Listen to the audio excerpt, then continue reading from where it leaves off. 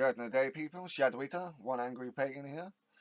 I have been banging on for ages, right, about what is Labour's plan for the military. What do they plan to do to help fix our military? If 2.1% of the budget is going on the military, then what by Woden are they wasting it all on? Because fucking hell. Anyway, so all of a sudden I refreshed my homepage and Keir Starmer is surrounded by a bunch of military dudes and dudettes, or at least one woman, and I'm like, ooh, are Labour going to talk about the military? Ooh, let's have a butcher's, shall we? And I'm Labour's parliamentary candidate for North East. And this is directly off of Keir Starmer's YouTube channel. Derbyshire. It's a real privilege to speak to you all here today as we mark the 80th. I will put the link to this in the description below and at the end of the video. Anniversary of D-Day this week. It's an important moment to remember the sacrifice of so many of our service personnel on that operation 80 years ago as they fought to save our freedoms. It's also an important reminder that when our service personnel sign up to fight for our armed forces, that the scale of that commitment knows no bounds. The least, therefore, that we can do as a country is to be there for them when they need us. This is at the heart of the special bond between our armed forces and our nation that stretches back those 80 years to D-Day and beyond. But today, that bond is increasingly fragile. During my own service, I saw firsthand how this Conservative government has begun to erode the offer to our military. Nowhere is this more obvious than in the deteriorating state of the accommodation for our armed forces, whether it's dodgy electrics, failed boilers, or mouldy walls. Too many of our military personnel have been let down. We also now have the smallest armed forces since the Napoleonic Wars, but their workload has not decreased. We're continually asking them to do more with less.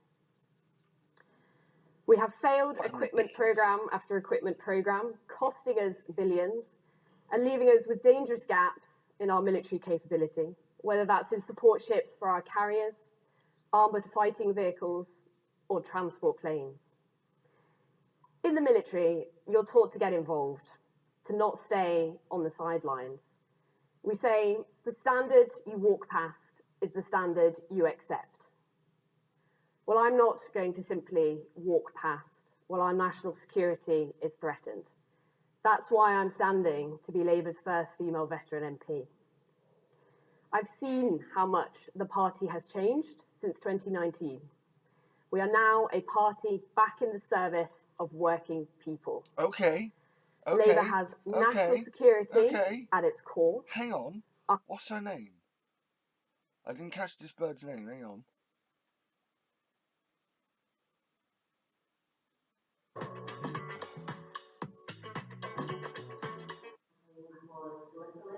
Two sec. I just want to get this girl's name.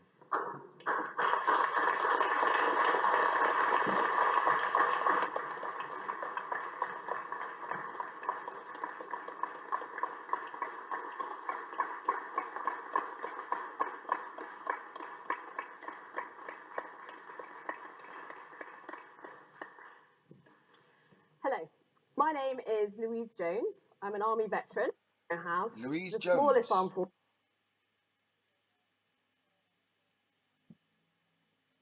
Louise Jones. Okay.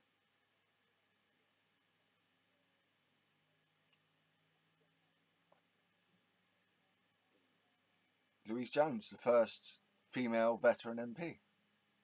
Interesting.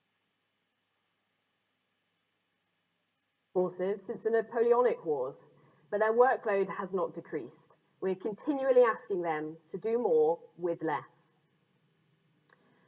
We have failed equipment programme after equipment programme, costing us billions and leaving us with dangerous gaps in our military capability, whether that's in support ships for our carriers, It's just ridiculous, armoured man. fighting This is vehicles, fucking sickening. or transport planes. In the military, you're taught to get involved, to not stay on the sidelines. We say the standard you walk past is the standard you accept. Well, I'm not going to simply walk past while our national security is threatened. That's why I'm standing to be Labour's first female veteran MP. I've seen how much the party has changed since 2019. We are now a party back in the service of working people. Labour has national security at its core. Our commitment to NATO is unshakable.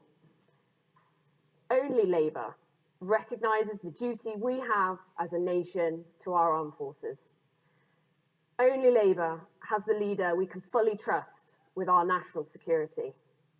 And only Labour will put this country first.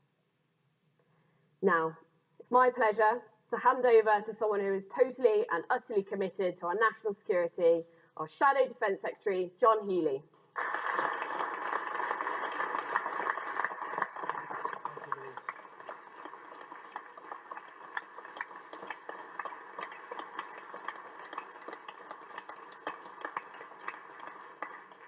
Thank you, Louise. And I have to say it's great to be back in Bury North, to be with James Frith again. We work very closely to get She's going to be the candidate for Bury North. together in Parliament before 2019. Anyone can let me know what the likelihood is of her winning in that seat? Let me know.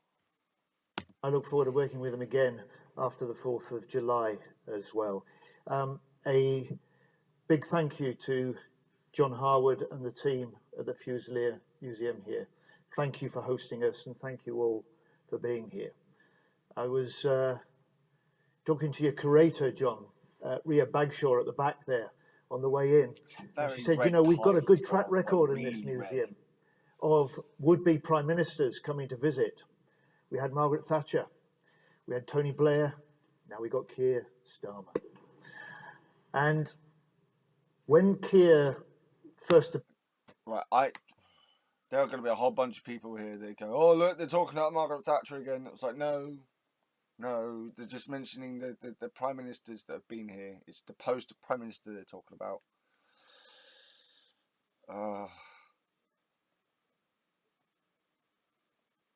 Apparently, other prime ministers haven't done speeches here.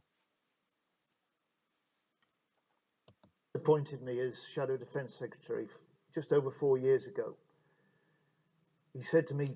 Or maybe others have, and he's just chosen them out of brevity as the most recognisable names. Possibly. I don't know. But I don't think that's necessarily Labour. I don't think that's Labour going, oh, we're fans of Thatcher. John, never again will Labour go into an election not trusted on national security. And ours is a party with deep pride and deep roots in defending this country. Throughout most of the last century, it was working men and women who served and sometimes died on the front line.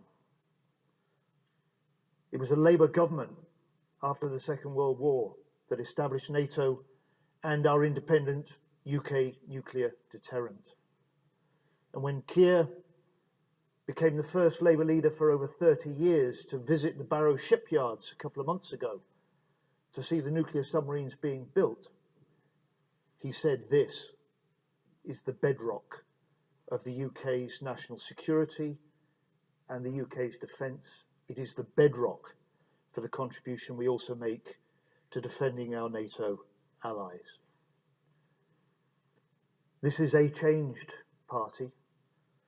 The Labour Party is now the party of defence. And if you want proof... Part of stability, strength, part of the economy, part of people, like, it seems to be part of everything at the moment. Of this. then it's the record number of new ex-forces parliamentary candidates standing for election on July the 4th. A total of 14 great ex-forces candidates wearing red rosettes, standing for Parliament to represent their constituencies. And I have to say, I'm honoured to be speaking here alongside 10 of those 14. They chose to serve the country in the Army, the Navy, the RAF. They choose now to serve the country in Labour, in Parliament. And what you did, most of you can't speak about. What you sacrificed, most of us cannot know, just as it is with our currently serving men and women in the Yeah. See, a lot on the left don't respect people who fought in the military quite often.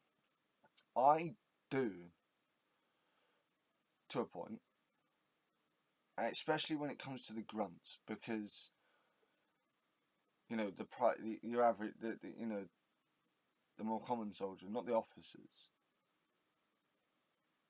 because when you're out there and you're being you're being chucked in the front lines, and this isn't from personal experience, obviously, right? There's no way I'm getting into the military, but I grew up around military people, and my granddad was in the military, my uncle was in the military, my dad's missus' relative is in the military, and I had a really good friend who was in the military, and so they shared some of their experiences, and over time, like with the amount of experiences that have been shared with me, I've been given a real picture of what it's like out there. And anyone who seems to have this idealistic picture of what it's like to be a soldier, you can fuck right off. I have so much respect for those who will sacrifice their lives and their humanity. Yes, their humanity, because you've got to be at least in part willing to kill another person, either in the sacrifices yourself or others. And that you do end up sacrificing some of your humanity to do so. It takes a toll on the human mind. Again, I don't know this personally, but I do know this from what others have told me. Those who've actually had action, have seen action, sorry.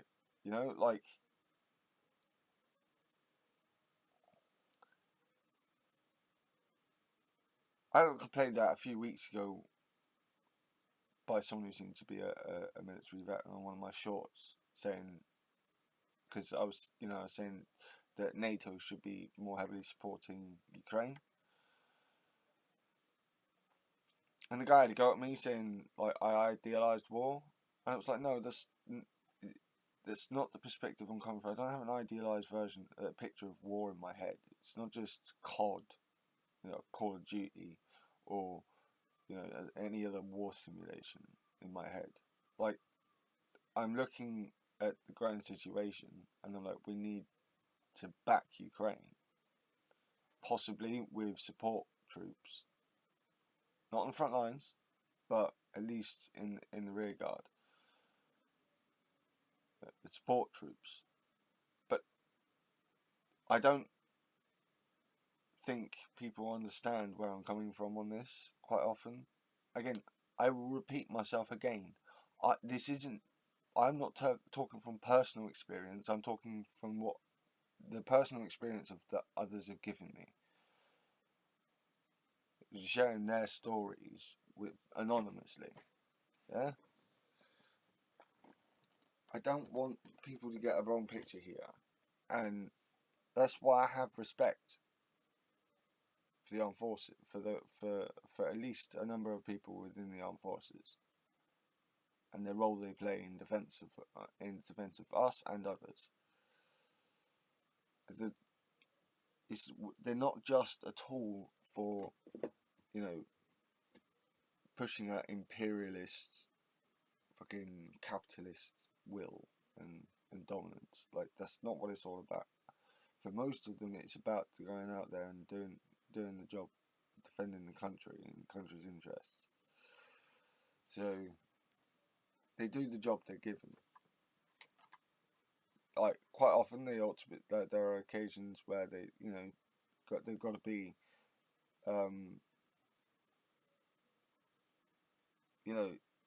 they've got to be held in check. But we're not like, our politics isn't dictated by our military. We're like in many other countries where there's a lot of military. You got like any politician who wants to be in charge of the country has to kind of appease the military. We don't have that in this country, and it seems like over the last decade and a bit, like, the military has had less and less respect. And I think this is a large part down to the mistake of us going into Iraq and Afghanistan. But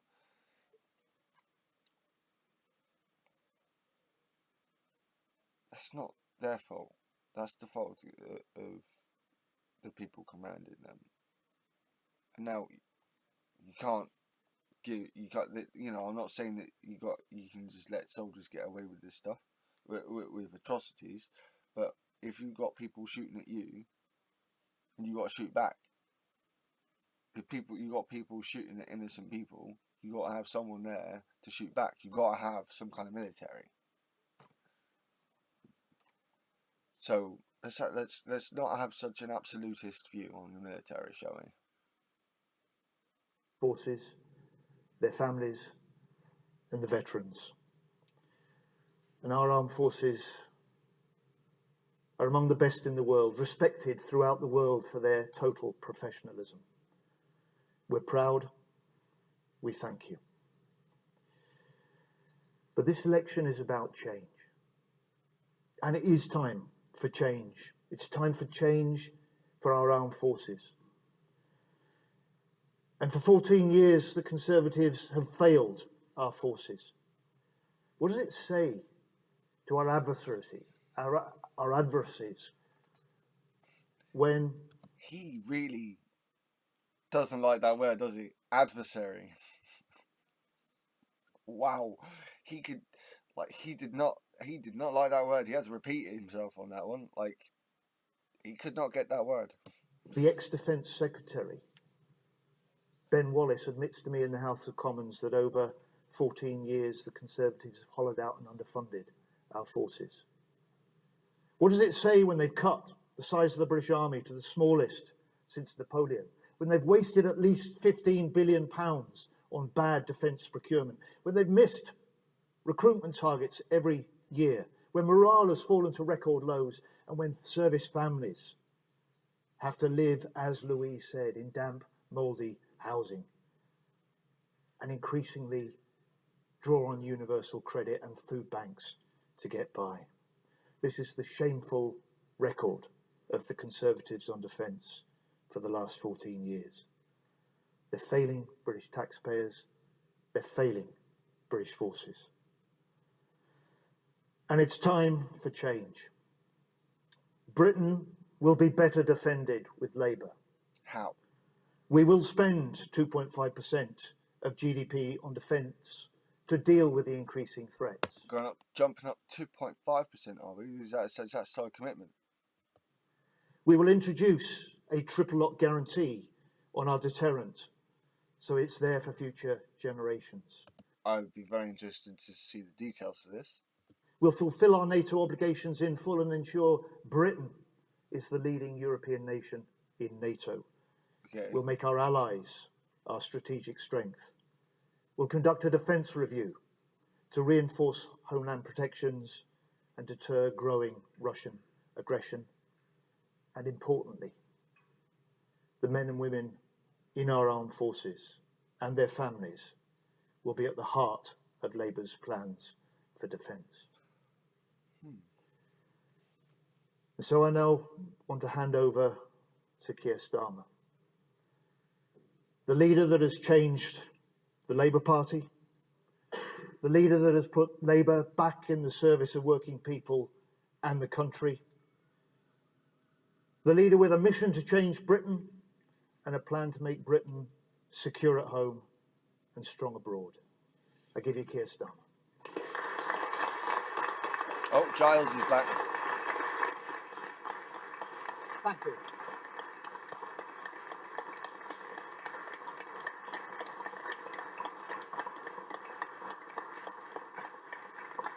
Thank you. Let me start by thanking you, Louise, for your service. What a I fantastic... tell you what, right, just looking at the way Starmer's dressed up today compared to the last speech that I watched. He's my granddad. My granddad would be very impressed with Starmer right now. Like, he'd be looking at Starmer going, yep. He's got his hair nice and neat, properly combed. Everything looks good. Yeah, honestly, it's so weird. I know this is a really weird observation, but I'm honestly, like, my granddad would be very much approve of the way Starmer looks today. Contribution you will make to Parliament as the Labour MP for North East Derbyshire. And thank you, John, for all your support and your leadership on this vital issue. Now, this week is the 80th anniversary of D-Day. So I want to start by remembering the bravery of those soldiers who sailed from the south of England to the beaches of France. Their individual courage and collective strength of our troops, whose sacrifice that day turned the tide of the Second World War. Amongst many other things. Brought liberation to Europe, secured our freedom. This week and every week, we will remember them and we will honour them. Some gave their lives so we could live freely. Others returned home to build a new Britain. We salute those who remain with us today and keep the memory of their fallen comrades alive. And we recognise with one voice, as a nation, that our debt can never be paid in full. But of course, we can honour their sacrifice with our decisions today, and we must, because sadly the world we live in today is perhaps more dangerous and volatile than at any time since then. And frankly, for my generation, that's a shock. I remember vividly the day the Berlin Wall came down in 1989. I remember how I felt, a sense of freedom, of possibility, of peace. European countries once again free to choose their own futures, new allegiances being made, friendships forged out of the scars of war. And above all, a sense, as the wall came down, that nothing like that could happen again, an end of an era. I didn't think that in my lifetime I would see Russian tanks entering a European country again, the rumble of war rolling across our continent, soldiers kissing their children. I'm liking this. And I might be hyperfixating a bit here, but Starmer saying our continent is a really good thing. In of itself. Shows he's really not a Brexiteer. Goodbye. Desperate families fleeing across European borders in search of safety. But in that moment, as we saw those pictures from Kyiv, I understood the post-war era is over and a new age of insecurity has begun. An era where the burden of history for people and nations will once again be heavier on our backs. national security is the most important issue of our times, something which, of course, is always true, and which for us, if we're privileged to serve our country, will become our solemn responsibility. That's not something I say lightly. The security and defence of our nation is personal to my family. Like so many families, I have relatives who served in the Second World War. My mum's brother, my Uncle Roger, served in the Falklands on HMS Antelope. And I have a family friend that served in the Falklands, lost all of his hair because it was all burnt out due to a rocket going over his head or some shit.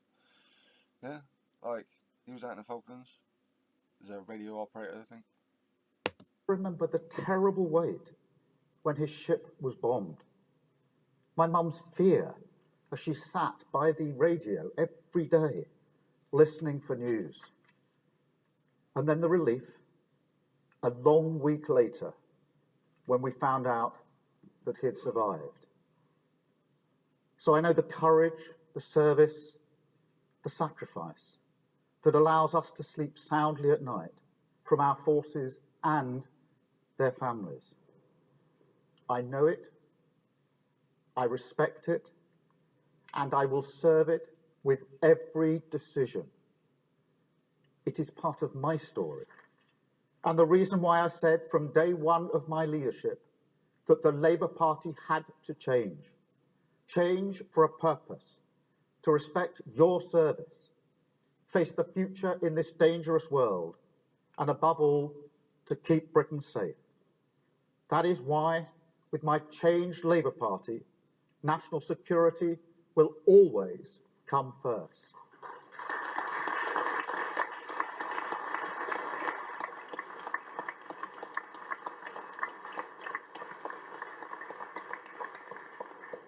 That's the message I took to Kyiv last year when I visited President Zelensky.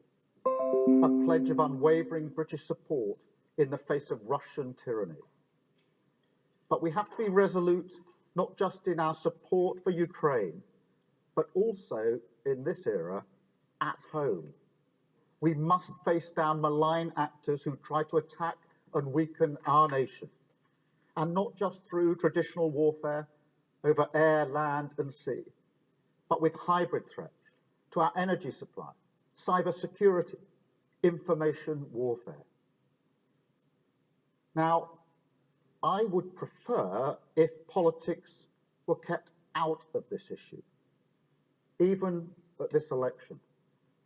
Throughout the whole of this Parliament, I have deliberately not been partisan over issues of national security. Yet just before this election, the Tories questioned this Labour Party's commitment to national security. And I will not let that stand. The people of Britain need to know that their leaders will keep them safe, and we will. Okay.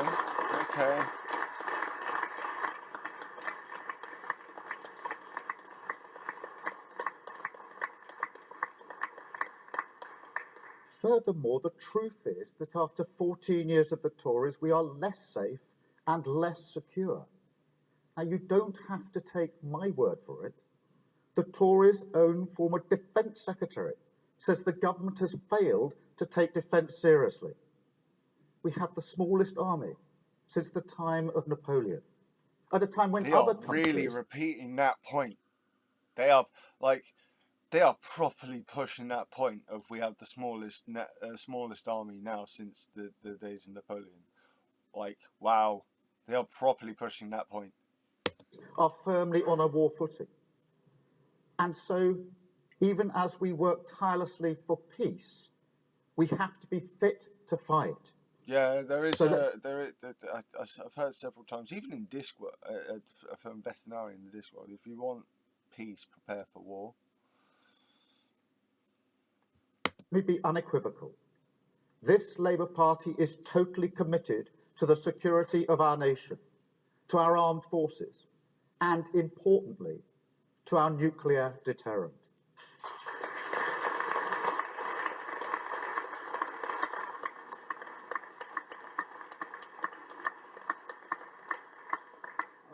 just a few weeks ago, I visited BAE Systems in Barrow-in-Furness.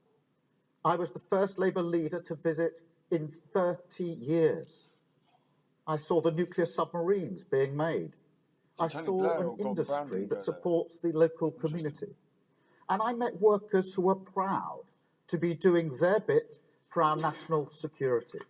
They deserve our full support, and they will get it. The nuclear deterrent is the foundation of any plan to keep Britain safe. It is essential. That is why Labour has announced a new triple lock commitment to our nuclear deterrent. Right. We'll maintain Britain's continuous at-sea deterrent 24 hours a day, 365 days a year. Deliver all the needed upgrades, and we will build 4 new nuclear submarines, like the ones I saw in Barrow, Okay. that won't just keep us safe, but will also support good jobs and growth across the UK. One of my first visits after I became leader of the Labour Party was to Plymouth, the front line of defence in this country. Other side of the moor. Devonport alone employs 2,500 service people and civilians. It supports 400 local businesses. My home city has the base for the TA. And generates about 10% of Plymouth's income. And when I was there, I met the shipbuilding apprentices, talented, ambitious young people. And I looked them in the eye, and I promised that I would fight for the future of Plymouth's defence industry. And I will.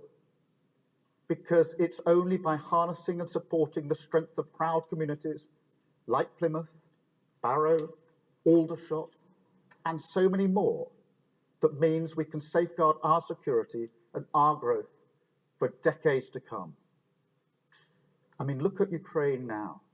Industrial capacity is an absolutely critical part of security. So with Labour, Britain will be fit to fight. Within the first year of a Labour government, we will carry out a new strategic defence review. We are absolutely committed to spending 2.5% of GDP on defence as soon as possible, because we know As soon as possible. our security isn't just vital for our safety today, it's absolutely central to our success for the future. National security and economic security must go hand in hand. Okay.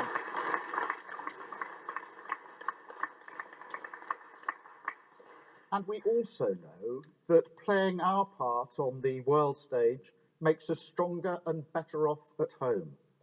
So make no mistake, I am absolutely committed to rebuilding relationships with our allies. I went to the Munich Security Conference back in February. I met world leaders from the US, Europe, and the Middle East. I met the Secretary General of NATO. And I pledged to each of them that with a Labour government, the UK would be a point of stability in a chaotic world, that we would always meet our international obligations, take our responsibilities seriously, be a leader on the world stage once more. Because when I spoke about D-Day at the beginning, I wasn't just talking about respect for our past. I was thinking about our future as well. Because that is the best example of what cooperation can achieve in the face of fascism and aggression. Our joint endeavour, our shared values, our common respect for freedom, democracy, liberty. That's what we're fighting for, and that fight never stops.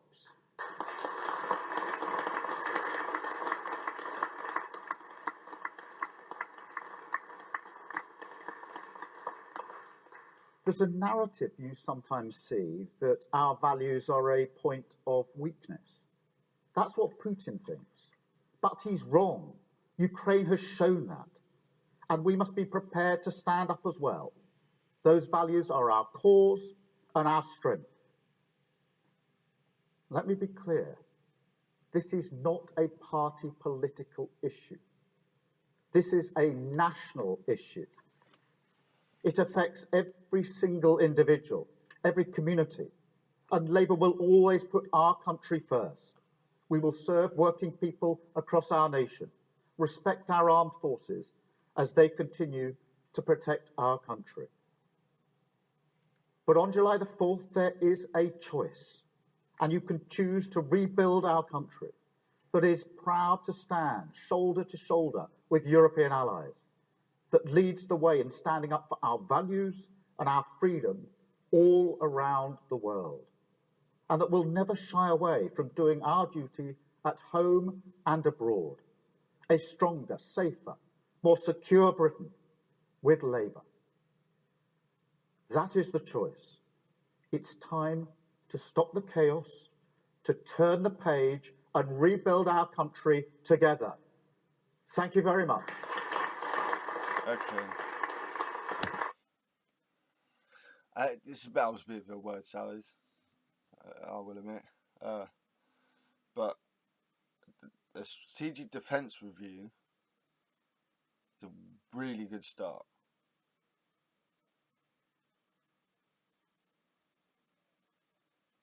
Because there's so much that needs doing. So if you have an audit or a review of the military, the strategic defence, I see what is needed, what's not needed and what not. Like, this sounds sensible. And apart from that, and the 2.5% as soon as possible, are the two mostly solid things. And 4 new submarines. Okay, I mean, it's probably like there seems to be a lot of waste in the spending of the military. It looks like Labour are planning to make these things more efficient, not as efficiency savings in the negative sense, but in the literal sense of making the whole thing a lot more efficient. So not necessarily downsizing, you might need upsizing, for example, to make things a bit more efficient. So yeah, interesting.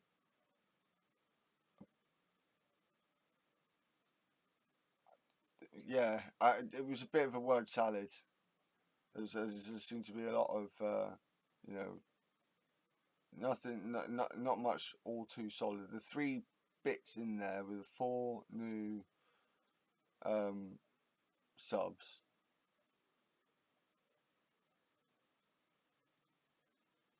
.5 defence percent on defence spending, and the defence the strategic defence review. I'm a little bit underwhelmed, I have to say, but I suppose again, we're waiting on the manifesto, really. Like, what's been said here isn't likely to be the entire policy, so yeah. I think I'll go. I like what I've heard here today, I have to admit, but I think we'll have to wait to see the manifesto before I can make a real view on what Labour's plans are for the military.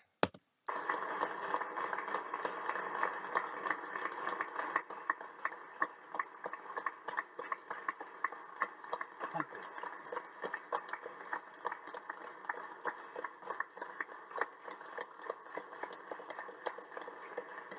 Thank you very much. We're going to take some questions from the media now, starting, Chris, with you, Chris Mason from the BBC. Thank you, Chris Mason, BBC News. Keir Starmer, you could be Prime Minister next month. If circumstances necessitated it, would you authorise the firing of nuclear weapons, yes or no?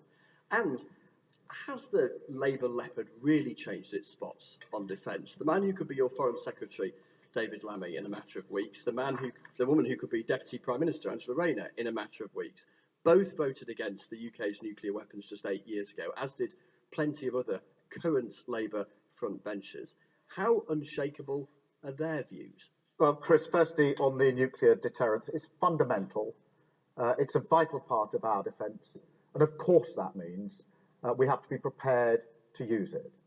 Now, nobody who aspires to be Prime Minister would set out the circumstances in which it would be used. That would be irresponsible. But it is there as a vital part of our defence. So, of course, we would have to be prepared to use it. On the other point you put to me, look, this is a changed Labour Party. And the most important thing is that I voted in favour of the nuclear deterrent. And if we are privileged to come in to serve, I will serve as the Prime Minister of this country. And my commitment to the nuclear deterrent is absolute. Absolute. That is why I voted for it. That is why I've changed this party. And that's why it will be the #1 issue for an incoming Labour government. Thank you, Chris. Carl from ITV. Thank you, Sir Keir. I just want to press you on that point. Angela Rayner and David Lammy both voted against renewing the nuclear deterrent. David Lammy said he was doing so on the basis of his Christian faith. Have you spoken to them about this? Have their views changed? Do they now support the nuclear deterrent? I lead this party. I've changed this party.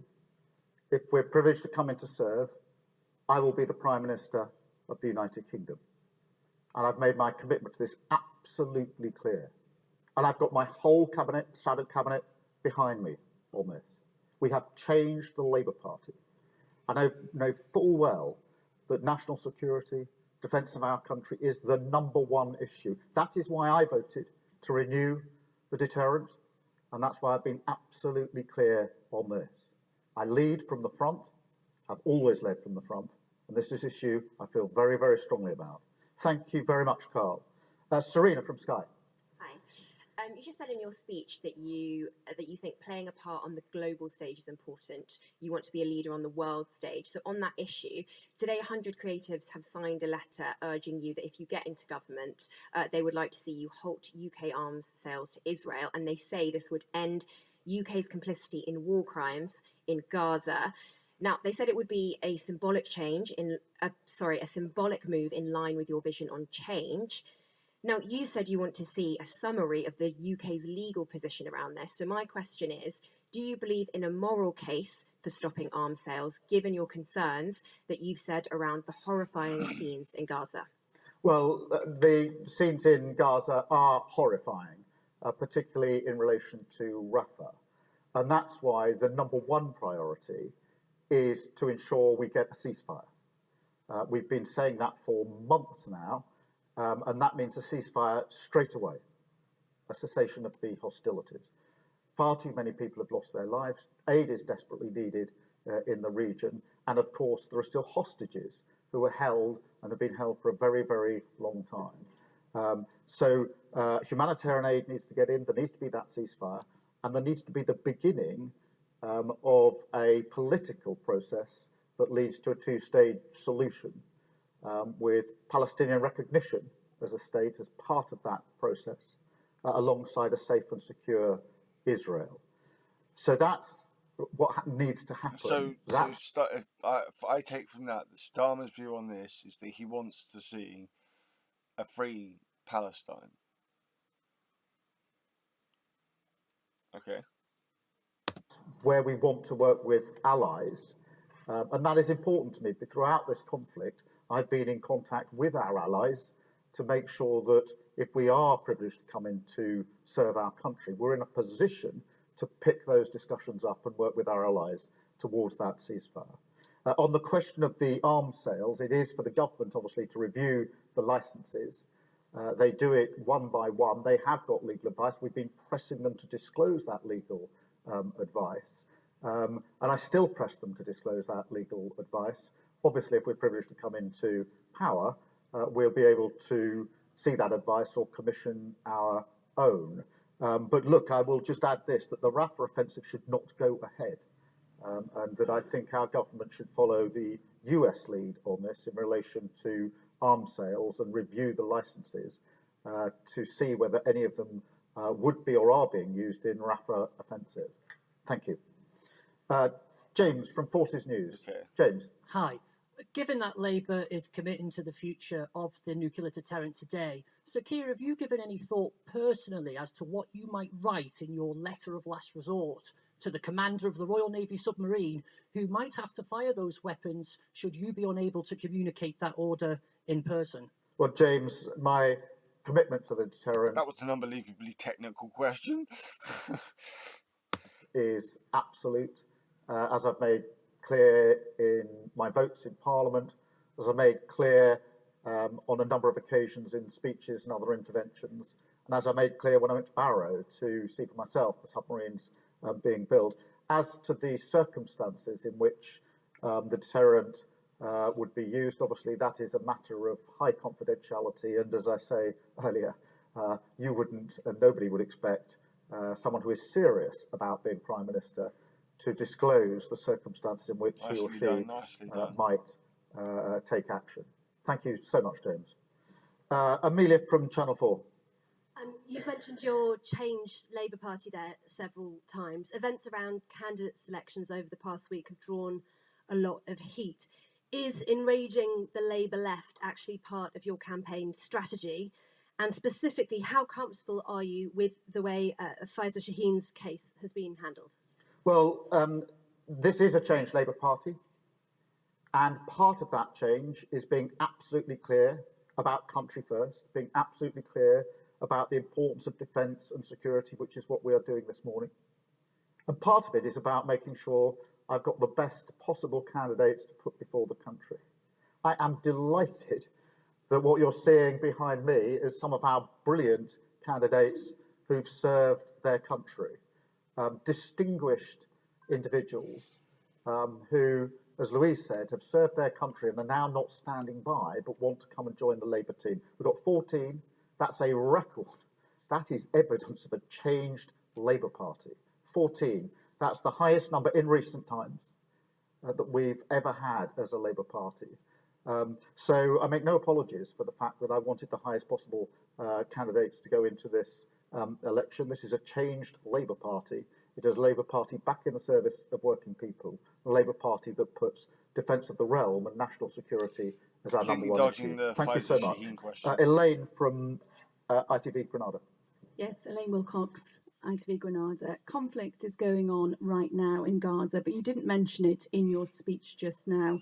Voters here in the Northwest have been abandoning you in droves over your leadership or lack of leadership on Gaza. As a former human rights lawyer, do human rights matter in Gaza? Yes, of course. And international law matters in Gaza, and accountability matters in Gaza. And you wouldn't be human if you weren't affected by the images that we've seen, the reports coming out of Gaza, the sheer number of people who've been killed, many of them women and children, and also the knowledge that the hostages are still being held. And I've met some of the families of Palestinians in Gaza who've lost family members. That's extremely moving, very powerful. I've met the families of those who've got hostages who are still being held in this conflict. And again, nobody can be but moved by their powerful testimonies. The best thing we can do for both sides, for everybody concerned, is to press for that ceasefire immediately, straight away. That has been our position for weeks and weeks and weeks and months. We will join with other countries to that end if we get the opportunity to do so. And I think there's a lot of common ground here with other people who I know are deeply concerned about the issue in Gaza, and I'm not surprised. But the first and most fundamental thing is getting that ceasefire, ensuring we can get hostages out. I shudder to think what state they will be in. To make sure we can get humanitarian aid in, desperately needed, and has been for a long time, absolute catastrophe. And then, you know, that duty that we will have if we come into power to play our full part in resolving the conflict in the Middle East for the long term. And that can only happen if we work with our allies, if we play our part on the world stage, and clear the path for a two-state solution. I'm not going to pretend that's going to be easy. I'm not going to pretend this isn't a very difficult starting point. But that has to be, will be, the only way forward. Thank you so much. Aletha from The Guardian. Alita. Hi, Keir. You've been on quite the political journey. To summarise, at university, you set up a Marxist journal, you ran for leadership on a left-wing campaign, have since dropped most of those pledges, and last week you described yourself as a socialist. At what point in your life did you come to support the use of nuclear weapons, and why? And one more, if I may. Rishi Sunak earned a fortune working at the Children's Investment Hedge Fund, which engineered a deal at the heart of the financial crisis. The Guardian understands Labour is about to launch a number of major attacks on this. Why have you waited more than 18 months to scrutinise this? Firstly, on the question of national security, Alita, as you know, before I came into politics in 2015, I was the Director of Public Prosecutions. So I had to work with our security and intelligence services on national security issues. I had to deal with operations where we were taking down terrorist gangs that wanted to destroy the very fabric of our society. One of our operations involved a plot to blow up 7 aeroplanes in the middle of the Atlantic at the same time. Just wanted to add a small point here. There are many socialists in history who have thought like it would be a handy idea for national defence if we had a nuke or two. Cuba, for example, USSR, China. You know, there were socialists in the Labour government in 1948 that were pro-nuclear, that were pro having the nuclear bomb as well. So, like, it seems to be this, like, are nuclear weapons a good thing? No. Are they needed? Yes. Unfortunately. Can you imagine the devastation that would have been caused, not just to this country, but across the world? We had to take real-time decisions in those cases that I was part of trying to do my part in relation to defence of this country and everybody that lived here. So I don't need lectures from anyone on national security or the importance of protecting lives in this country. And since I've been... That was a good line. That should be clipped. That line should be clipped. In Parliament, I've been absolutely resolute on this issue. On the question of the hedge funds, we have raised this before. I think it is relevant in this election for the electorate, for the voters to know what did the two candidates for Prime Minister do before they came into politics. I was working for the Crown Prosecution Service in the way I've just described, trying to protect those who live in the United Kingdom from crime. Rishi Sunak was making money, betting against the country in the financial crisis. Oh, boom! Oh, that was a fucking hell of a shot across the bows. Wow. I have been saying this for a while about Rishi Sunak. I love the fact that Starmer just smashed that one. Go on, man. I think that's for him to answer as to what he was doing before he came into politics. Oh, that's brilliant. I like that. Thank you so much. Chloe from The Eye. Thank you. Oh, can you imagine how much backlash that line might get? I'm going to be keeping an eye out for that, actually. I'm going to see how many people backlash against, in the right-wing media, backlash against that line. That was brilliant. Can you confirm that the percentage of defence spending will begin to increase in the first year of a Labour government, even if you can't specify exactly when you will hit the target? And just quickly, what's your message to would-be Labour voters who want to see more of an emphasis on peace? Just on the 2.5, we want to do that as soon as possible. The first thing we need to do, and we're committed to it, I was the first to say it, and the last time, of course, we were on 2.5% of GDP on defence was under the last Labour government back in 2010. in the intervening 14 years, this government has never hit the target of 2.5%. So that was the last time. We want to hit that target as soon as possible within our fiscal rules. But the first thing we need to do is the strategic review of defence to assess the threats that we face, to deal with the capabilities, and to ensure that we have the resource that we need. Now, that will take place straight away. It's important because although John and I have had a number of briefings from the government on Privy Council terms, for which I'm grateful, in relation to the intelligence that they hold, we don't know the full picture. So we want to carry out that review straight away and assess exactly what resource is needed. But the 2.5 commitment is absolute as soon as possible. On the question of peace, look, in order, absolutely committed to peace. I don't think there'll be anybody in any political party, actually, Labour or the Tories, who wouldn't be committed to peace, or anybody who serves their country that isn't committed to peace. But for peace, you have to be prepared to fight. And that is why I've said what I've said this morning. Thank you so much, Chloe. Ashley from the Mirror. Okay, in 2020, you've... Yeah, I'm sorry, like, this is why I don't agree with pacifists. Just... What happened to the French? It just, yeah, don't. Use a new law giving MPs a vote before any military action. Do you still stand by that pledge? I think you called it the Prevention of Military Intervention Act. Yes, I think it's very important that if there's to be military action, that there is the support of Parliament. I think someone just tried now, it has to be sustained military action, of course. We've had the Houthi attacks and the response to that as a one-off response where we haven't had votes.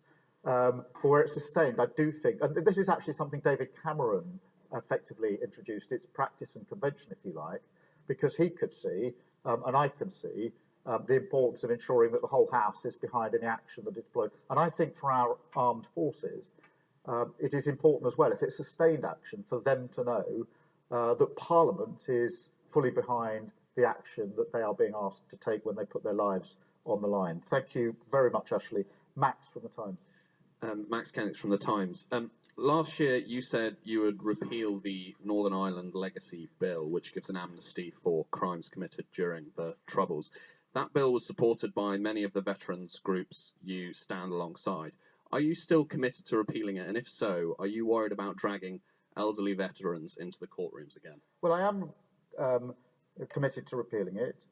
And I'll tell you for why. I worked in Northern Ireland for 5 years, working as part of the Good Friday Agreement to establish the police service of Northern Ireland and to ensure that that police service had the confidence of all communities. And that was a very successful piece of work, never complete in Northern Ireland, but a hugely important part of our history, which is very important to me in terms of my journey. In relation to that legislation, for a government in Westminster to pass legislation which has the support of no political party in Northern Ireland and no community in Northern Ireland is, in my view, a mistake, particularly based on my experience in Northern Ireland. And I would actually dispute that across the armed services, that they're all against the they're all against repealing or the legislation because it provides an amnesty for all sides, including the terrorists. And I know that many people feel extremely uncomfortable about that. I don't doubt the issue has to be resolved, but resolving it without the consent and the support of the communities and political parties in Northern Ireland, in my experience, having worked in Northern Ireland for 5 years, is not the right way to resolve this. If anyone watching this is from Northern Ireland, let me know what you think about what he's just said here. But I think I like what he just said. I think. Admittedly, difficult issue. Thank you so much, Max. Jim from the FT. Jim Pickard, Financial Times. Having a thriving domestic steel industry is a very important part of Britain's national security. The Labour Party has criticised the £500 million deal that the government has done with Tata Steel to keep Port Talbot going because it will involve the loss of thousands of jobs in turning that site green. But you are potentially about to enter government as Prime Minister. Would you continue that deal that hasn't quite been completed, or would you rip it up and start again with the potential risk of Tata Steel walking away completely from the UK? I'm very concerned about the situation at Talbot. I'm very concerned about the situation in Scunthorpe, because it is very important for us that we have the capability in the United Kingdom to produce our own steel.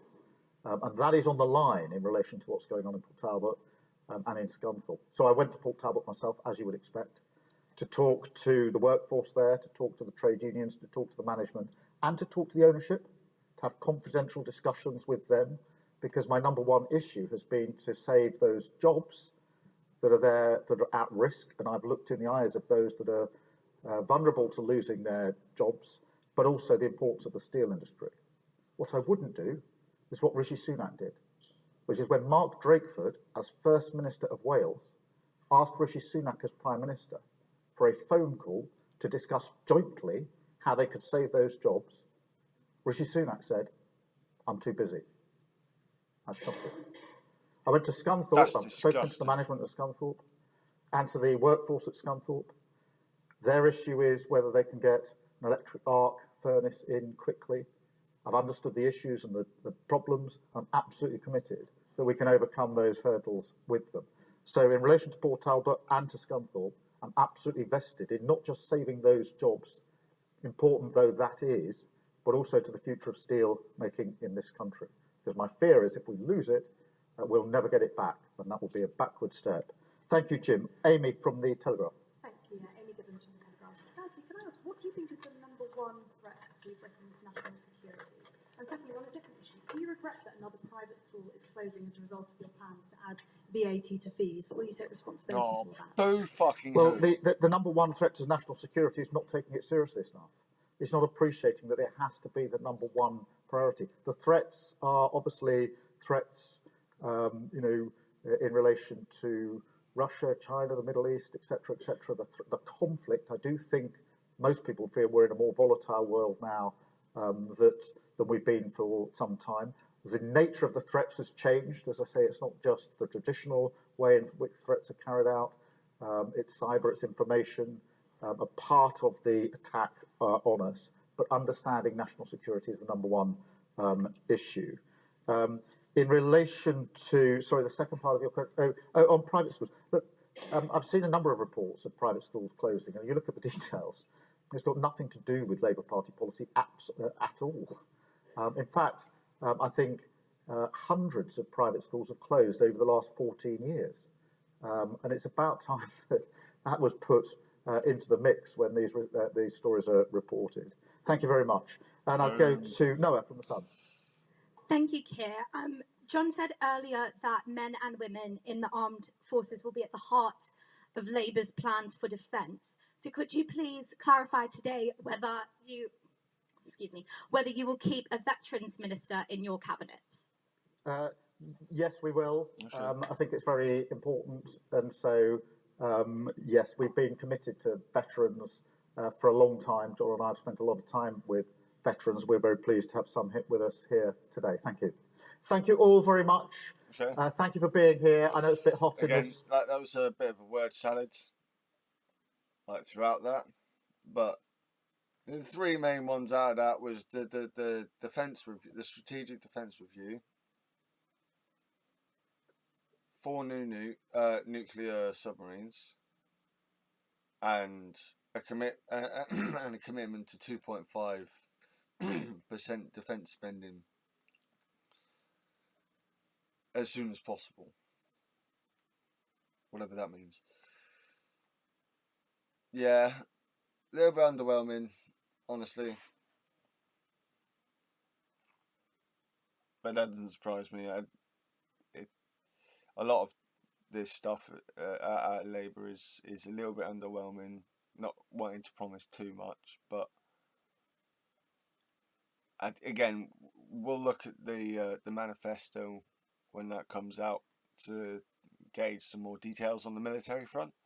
But yeah, I've been waiting for them to say something about the military for fucking months, and they finally said something, and some of it's, I'm liking what I'm hearing, but a bunch of that sounded like good sounding word salad in a way.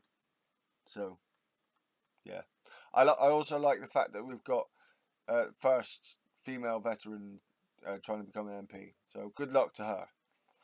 And yeah, so let me know what you guys think.